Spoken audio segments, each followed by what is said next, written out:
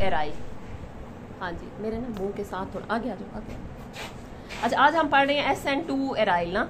SN2 aryl मतलब substitution, एक चीज़ दूसरी चीज़ की जगह लेगी। न्यूक्लियोफिलिक, न्यूक्लियोफाइल आएगा, यानी न्यूक्लियस लविंग, यानी कि खुद नेगेटिव होगा और ये पॉजिटिव को पसंद करने वाला होगा, ये आएगा। सब्स्टिट्यूट कर रहा है न्यूक्लियोफाइल। 2 मतलब by molecular, 2 molecule slow step में इन्वॉल्व है। ये देखिए स्लो स्टेप लिखा हुआ है, इसमें कितने मालिक्यूल इन्वॉल्व है? 1 2, 2 इन्वॉल्व है स्लो में, फास्ट को नहीं गिनते। तो ये क्या लिखा हुआ है? 2। तो ये हो गया SN2 एराइल मैकेनिज्म। दूसरा इसका नाम है इंटरमीडिएट कम्प्लेक्स मैकेनिज्म। दरमियान में एक इंटरमीडिएट बनता है, यानी ये नहीं कि एक स्टेप बन रहा है, थोड़ी सी देर के लिए एक ऐसी चीज बनती है जो कि दोबारा प्रोडक्ट में तब्दील हो जाएगी। तो ऐसी चीज बनेगी जो थोड़ी देर के लिए बनेगी वक्ती, और फिर वो एक चीज में तब्दील होगी, उसे कहेंगे इंटरमीडिएट। वो एक कम्प्लेक्स की शक्ल में होगा। और mechanism, the most important mechanism for the nucleophilic aromatic substitution reaction consist of 2 step. यानी ये जो है इसमें कितने स्टेप हैं? ये 2 स्टेप हैं।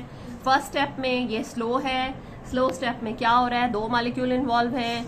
क्या हो रहा है? ये अटैक कर रहा है, ठीक है, अटैक कर रहा है। और ये क्या हो रहा है? नेगेटिव रेजोनेशन हो रही है। अब हम इसको बना के देख लेते हैं। ये कोई चीज पहले लगी हुई होगी, हाइड्रोजन नहीं निकलेगा, मैंने कल पहले आपको बताया था, क्योंकि लिविंग ग्रुप निकलेगा। ये लिविंग ग्रुप है, ये आया।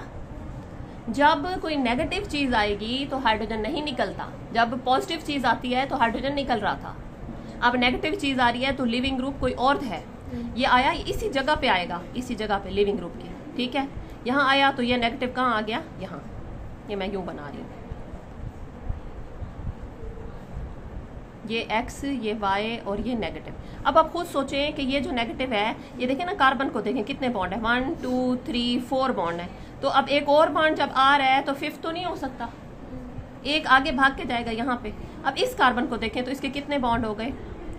1 2 3, 4th क्या है? ये नेगेटिव है। अब ये गया यहाँ, इस कार्बन को देखें, इस कार्बन को 1 2 3 4, तो 5वां बॉन्ड नहीं आ सकता। 5वां कहाँ जाएगा? इससे आगे।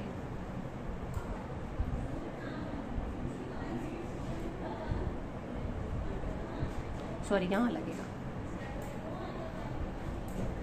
अच्छा, अब इसको कार्बन को देखें, इस कार्बन को 1 2 3 4 हाइड्रोजन है, 1 2 3 4। अगर ये 5वां मैं इस कार्बन के पास लेके आ रही हूँ तो ये कहाँ जाएगा? इससे आगे। तो इसलिए ये बॉन्ड आगे चले जाते हैं, ये रेजोनेंस हो जाती है। तो ये जो इंटरमीडिएट बन रहा है, ठीक है,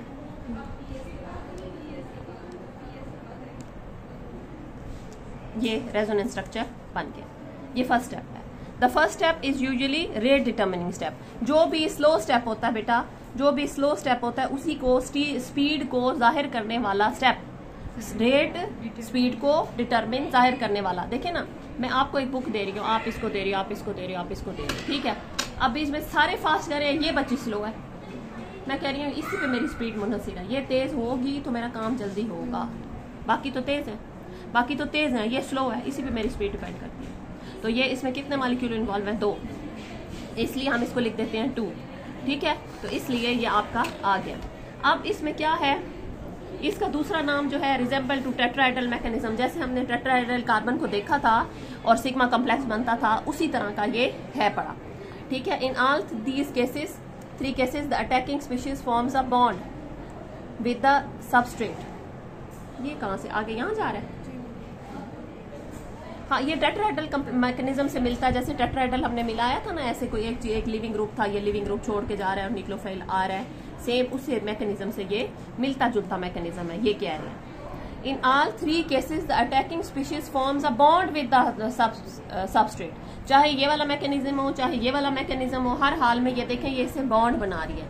अटैकिंग स्पीशीज या अटैकिंग स्पीशीज इससे बॉन्ड बना रही है, ठीक है। और एक दरमियान में क्या बन रहा है? इंटरमीडिएट बना रहा है। और फिर लिविंग ग्रुप डिपार्ट करता है, डिपार्चर कहते हैं ना, हम जहाज डिपार्ट करके जा रहे हैं, तो फिर लिविंग ग्रुप डिपार्ट कर जाता है, ये अटैक करता है, लिविंग ग्रुप छोड़ के चला जाता है।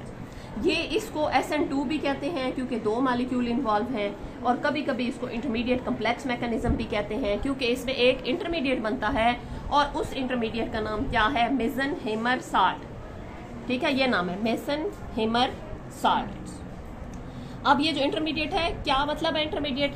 इंटरमीडिएट ऐसी चीज होती है जो दरमियान में बने, हम उसे निकाल के अलग भी कर सकें, ठीक है। ट्रांजिशन स्टेट अगर बनती है ना, वो बनती है दरमियान में, लेकिन हम उससे अलहदा नहीं कर सकते, वो 1 सेकंड के फ्यू हिस्से में बनती है।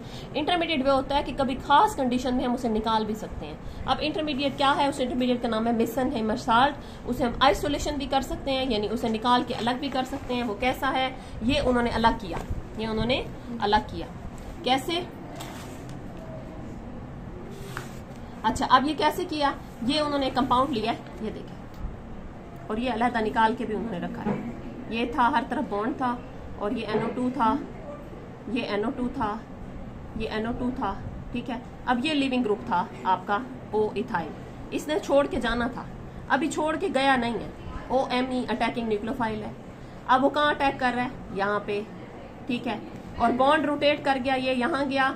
NO2 को खोल के लिख लें, NO2 को खोल के लिख लें। एक O पे नेगेटिव है, एक O पे, ये देखिए ना NO2 कैसे होता है, नाइट्रोजन पे पॉजिटिव, एक डबल बॉन्ड हो, एक सिंगल बॉन्ड हो, इस पे नेगेटिव। देखिए ये पॉजिटिव नेगेटिव 2 है ना, ये बैलेंस हो रहा है। तो हम इस NO2 को ना, अगर हम इधर ऐसे करके भी लिख रहे हैं, ठीक है, ये पॉजिटिव नेगेटिव ऐसे लिख रहे हैं तो भी ठीक है, और ऐसे लिख रहे हैं तो भी ठीक है। क्यों? क्योंकि पॉजिटिव नेगेटिव तो बैलेंस हो रहा है। अब आया ये यहाँ, तो ये आया यहाँ, तो ये आया यहाँ, तो ये आया यहाँ। अब मैं स्ट्रक्चर को कैसे बनाऊंगी कि ये मेरे बॉन्ड जो हैं वो सीधे सीधे खड़े हो गए हैं, और यहाँ डबल बॉन्ड आ गया है नाइट्रोजन पे, एक O पे नेगेटिव, एक O पे नेगेटिव। नाइट्रोजन के 1 2 3 4 बॉन्ड, जब भी नाइट्रोजन के 4 बॉन्ड पॉजिटिव चार्ज, और यहाँ 2 चीजें लगी खड़ी हैं, एक आने वाला भी है और एक जाने वाला भी है। OMe मतलब मिथाइल, ET मतलब इथाइल, मिथाइल और मिथॉक्साइड एथॉक्साइड दोनों खड़े हैं। ये वो चीज है जिसको बहुत ठंडा करके लो टेम्परेचर पे सेपरेट भी कर लिया गया, इसीलिए इसको क्या कहते हैं, क्या कहते हैं, इंटरमीडिएट। और इस इंटरमीडिएट का नाम क्या है, मेसेनहाइमर इंटरमीडिएट। जब भी बनेगा इसका नाम क्या होगा, मेसेनहाइमर साल्ट। साल्ट क्यों कहेंगे, इसमें कोई नेगेटिव, ये देखें इस पे पॉजिटिव चार्ज है ना, नेगेटिव पॉजिटिव, तो इसका साथ क्या होगा, कोई चीज साल्ट की शक्ल में हम इसको सेपरेट कर लेंगे। कोई हम इसके साथ, ये नेगेटिव है ना ओवरऑल, ये तो दोनों कैंसिल होगी, ये नेगेटिव है, इसके साथ कोई पॉजिटिव सोडियम साल्ट बना लें, इसका कोई और साल्ट, इसको हम अलग कर सकते हैं, ठीक है। तो इस तरीके से हम इसको अलग भी कर सकते हैं। तो ये हो गया मेसेनहाइमर। अब नेक्स्ट है इफेक्ट ऑफ लीविंग ग्रुप। जैसे हम मैकेनिज्म को देखें तो ये अगर SN1 से मिलता है या SN2 से मिलता है, तो फिर क्या होना चाहिए, AR-X bond would be broken in the rate determining step. ये जो एराइल का और लिविंग ग्रुप का है, ये स्लो स्टेप में टूटना चाहिए। अगर हम SN1 और SN2 समझते तो फिर ये कब टूटता, ये जो ये वाला बॉन्ड है ये टूट जाता, लेकिन ये नहीं टूट रहा, ये अलग स्टेप में टूट रहा है। ये उनसे नहीं भी मिलता कि अगर हम देखें कि ये इसको समझे सिमिलर है SN1 के या SN2 मैकेनिज्म के, तो एराइल का जो X लिविंग ग्रुप के साथ बॉन्ड है वो किस में टूटना चाहिए, स्लो स्टेप में। लेकिन ये जरा सा मुख्तलिफ है, ये नहीं टूट रहा स्लो स्टेप में, बॉन्ड टूटने वाला फास्ट स्टेप में टूट रहा है। बन तो रहा है, ये देखें ये एक कंपाउंड है, ठीक है। अब इसमें लिविंग ग्रुप कहाँ खड़ा है, ये खड़ा है X, तो यहाँ पे आके किसने अटैक करना है, इसने, तो इसने आके अटैक किया और लिविंग ग्रुप ने छोड़ा, ठीक है। ये अटैक कर दिया, इसने इसको छोड़ दिया, मैं लिख के आपको बता देती हूँ। तो फिर इन लिविंग ग्रुप को कंपैरिजन किया है कि चाहे क्लोरीन लें, चाहे ब्रोमीन लें, चाहे ये लें, तो हमारा स्पीड पे असर इतना ज्यादा नहीं होता। The rate difference only by factor of 5, थोड़ा सा फर्क पड़ता है इसका, क्या वरना तो बहुत फर्क पड़ता। अच्छा लिविंग ग्रुप क्विक करता और स्लो उससे कम, और जो है फास्ट उससे कम, यानी जल्दी जल्दी टूट जाता, और जो मुश्किल से टूट रहा है वो देर कर रहा होता, 20 गुना 30 गुना 40 गुना आ रहा होता, 100 गुना आ रहा होता, फर्क सिर्फ 5 गुना आ रहा है। इसका मतलब है जो मर्जी लिविंग ग्रुप चेंज करें वो स्पीड पे असरअंदाज नहीं होता। अगर ऐसा हो, देखो अगर स्पीड पे असरअंदाज होता तो इसका मतलब है ये वाला जो बॉन्ड ब्रेक हो रहा है ना, ये स्लो स्टेप में हो रहा है। अगर 100-200 का फर्क आ रहा होता, आ रहा है 5 का फर्क, इसका मतलब है यहाँ नहीं टूट रहा। उन्होंने कहा इसको हम आम SN1 SN2 से मुकाबला नहीं कर सकते, जो आपने वो पढ़े थे। ये थोड़ा सा फर्क है। फर्क क्यों है, क्योंकि जो ये X बॉन्ड है ये नहीं टूट रहा, ठीक है। ये कहाँ नहीं टूट रहा, स्लो स्टेप में नहीं टूट रहा, तो ये कहाँ टूट रहा है, ये फास्ट स्टेप में टूट रहा है। अगर ऐसा होता, हमने बदल बदल के देखी, चीजें बदल बदल के देखी, तो सेम का सेम स्पीड रही, कितनी रही, 5 गुना फैक्टर चेंज आया। इसका मतलब है स्लो में नहीं टूट रहा, फास्ट में टूट रहा है। इससे पता चला ये आम SN1 SN2 नहीं बल्कि ये एक नया मैकेनिज्म है।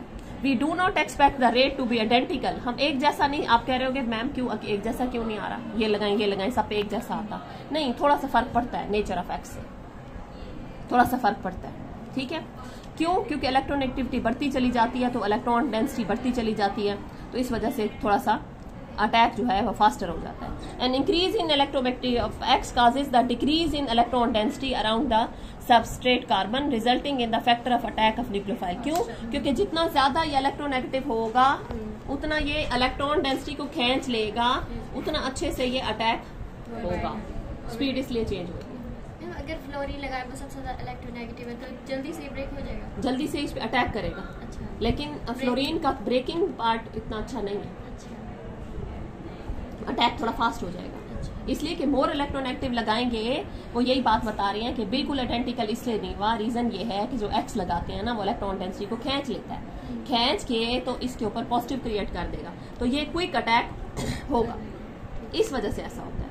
An increase in electronegativity of X causes a decrease in electron density around the substrate carbon। क्योंकि इलेक्ट्रोनेगेटिविटी खींच लिया उसने, उसके ऊपर इलेक्ट्रॉन डेंसिटी कम हो गई, आने वाला न्यूक्लियोफाइल भाग के आ गया, उस पर कमी हो गई और भाग के उस पर अटैक कर लिया। अब यही बता रही है। Thus in the above reaction when X is equal to F the relative rate was 3300 iodine की निस्बत, ठीक है। आयोडीन लगा लें तो 1 गुना है और फ्लोरीन लगा लें तो 3300 गुना है।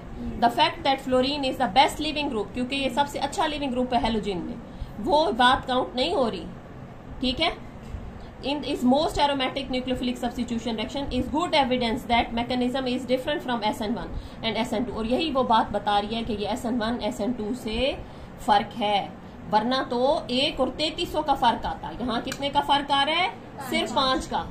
आना ये चाहिए था, लिविंग ग्रुप अगर अच्छा होता तो आयोडीन लगा होता 1 गुना और 3300 गुना, लेकिन हमारा फर्क आ रहा है 5 का, जो कि ना होने के बराबर है। इससे साबित हुआ ये आम SN1 SN2 जैसा नहीं है। SN1 SN2 में जो लिविंग ग्रुप छोड़ के जाता है वो स्लो स्टेप में छोड़ के जाता है, हमेशा स्लो स्टेप में X छोड़ के जाता है, H जो भी छोड़ रहा होता है। लेकिन यहाँ पे क्या हो रहा है, लिविंग ग्रुप ऐसे छोड़ के नहीं जा रहा, लिहाजा ये आम SN1 SN2 नहीं है।